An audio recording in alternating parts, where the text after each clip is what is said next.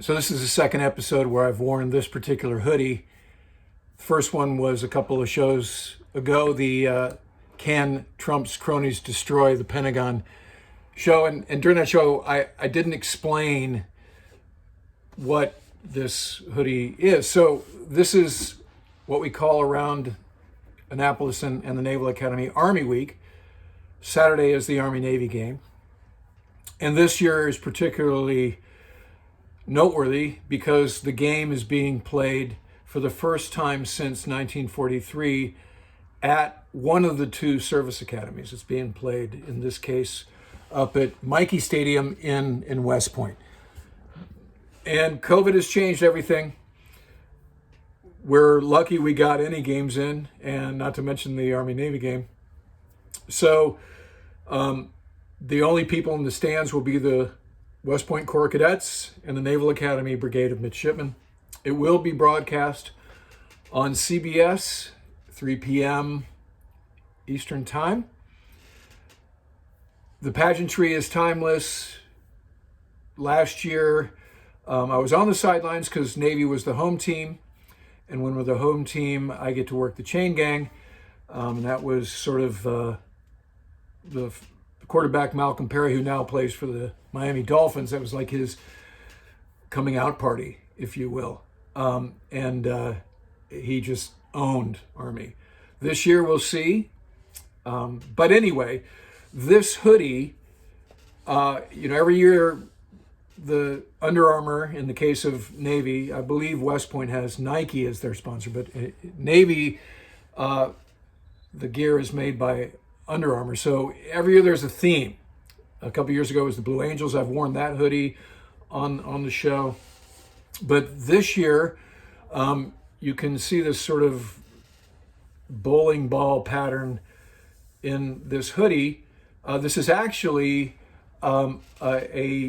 design that replicates the marbling of John Paul Jones's crypt. So John Paul Jones, the father of the American Navy, is buried below the chapel on the Naval Academy campus, what we call the yard. And so it's a really cool, and if you're ever in the area and they're allowing normal people to come on the grounds which they do during non-COVID protocol times. So let's imagine we're back to normal springtime or whatever. You should check it out because it's really moving and it's beautiful. So anyway, this blue is the marbling. You see it has the Naval Academy crest right here. It has, "I have not yet begun to fight," which is one of the quotes of John Paul Jones that he said when he was engaging with the HMS Serapis. So anyway, it's cool, right? It's not my favorite of all the years we've had these various themes. I was partial to the Blue Angels, being an aviator and a guy who actually flew with the Blue Angels one time. I'll talk about that in another show, maybe, if we're in a slow news day. So anyway, that's why I'm wearing this hoodie. In fact, it's driven my wife crazy because I've been wearing this, including sleeping in it all week long. All right, let's talk about some of the news going on. So we never really we've talked about Rudy, and we talked about the rule of law. We haven't chatted about Rudy Giuliani since he turned up positive for COVID-19. Now, it was very well publicized and shared on social media, that press conference that he and Jenna Ellis had at the RNC, where he was sweating what looked to be hair dye. I don't know what it was exactly. But, he's wiping himself down. He's obviously hot. And my wife at the time said, he's got COVID. So sure as can be, a couple days later, he admits, yeah, I'm positive for COVID, and it was serious enough that he was taken to the hospital. I understand now he's been released from the hospital, but it got serious for a moment there. So immediately you're like, okay, there were some people at that press conference very close to him, most particularly Jenna Ellis, who's another one of these sort of Trump orbit people, these characters who come out of nowhere and have done so since the escalator ride back in 2015. You can rattle off the names, Lewandowski, Conway, just keep going on and on. McEnany,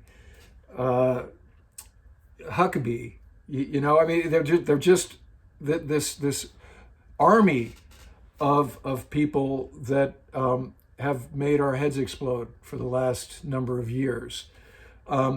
So Jenna Ellis is in that same category because of some of the logic that she's posited about these lawsuits that they've been coming up with, right? So in any case, she winds up getting positive or turning up as having coronavirus as well, but not before, or she at least doesn't admit it, before she shows up, not quite unannounced. She was invited. I think she was a guest of one of the congressmen to the White House Christmas party.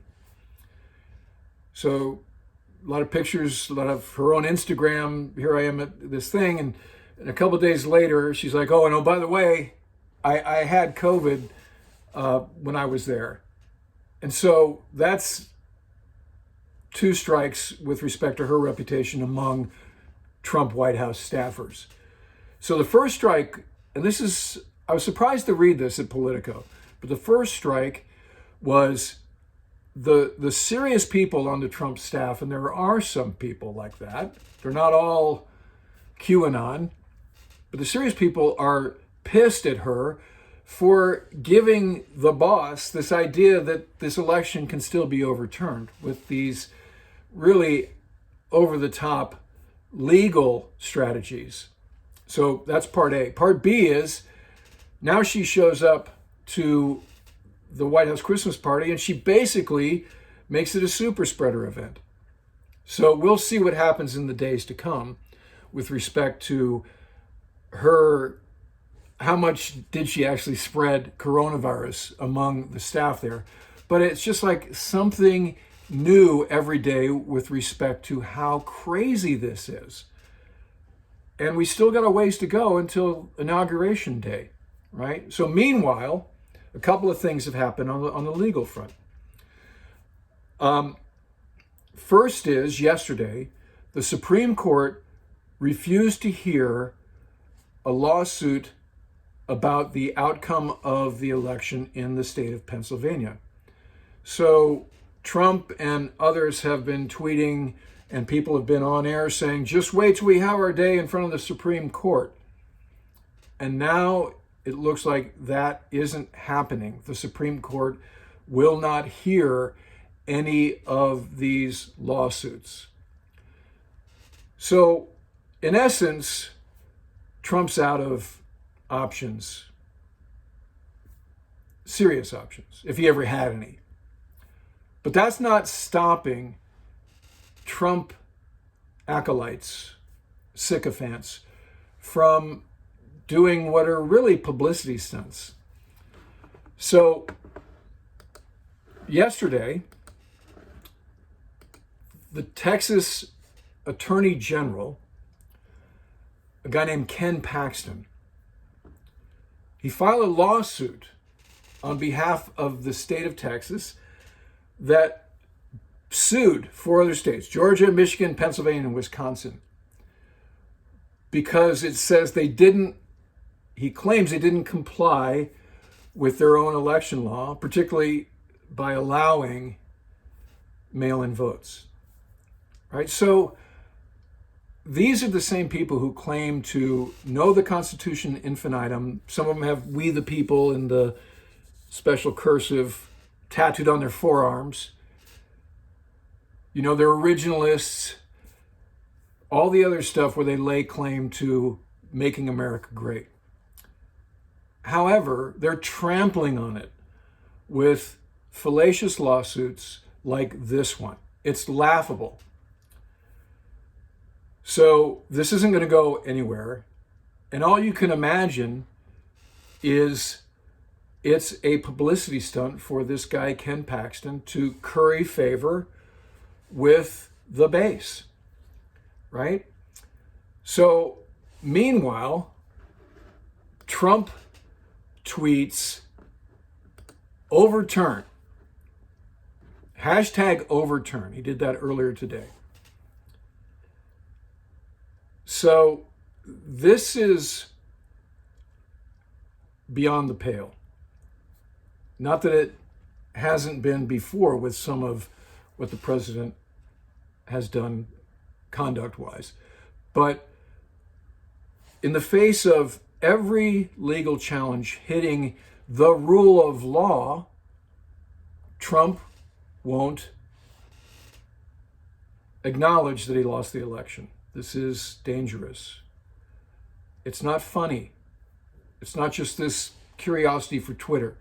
It's dangerous. Because just like when he tweeted, liberate Michigan, liberate Wisconsin, but particularly with liberate Michigan, there are people out there, fringe followers, who hear that dog whistle and have the potential to take violent action. So it's time for the Republican Party to stymie this dynamic, to get serious about the election results and start to mend fences, work across the aisle so we can do a bunch of stuff that's important once President-elect Biden becomes President Biden. So in today's Bulwark, JVL just posted a item that's called Trump is winning. And so he breaks it down in a basically two ways. So either the Republican Party will stick with Trump, who may not leave politics, right? He'll just become a martyr. He'll have a Facebook presence, if not Newsmax and AON, because it looks like Fox News is going to turn the corner and start to actually behave like a news organization. Let me say again, I did a lot of work with Fox News post 9/11 and when I was at military.com, and you know, there are serious people at Fox, and it's been mangled in the Trump era in a way that's disappointing, to be mild about it.